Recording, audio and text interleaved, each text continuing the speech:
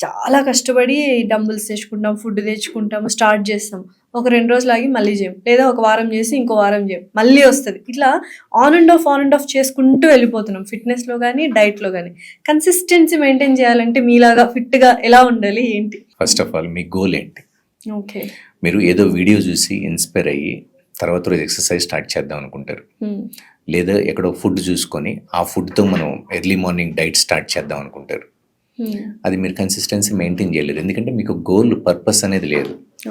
అలాగే మీకు ఒక గోల్ ఫిక్స్ అవ్వాలి అంటే దీంతో పాటు మీకు సపోర్ట్ చేసే ఆ ప్రొఫెషనల్ అనేవాళ్ళు కూడా మీకు కావాలి.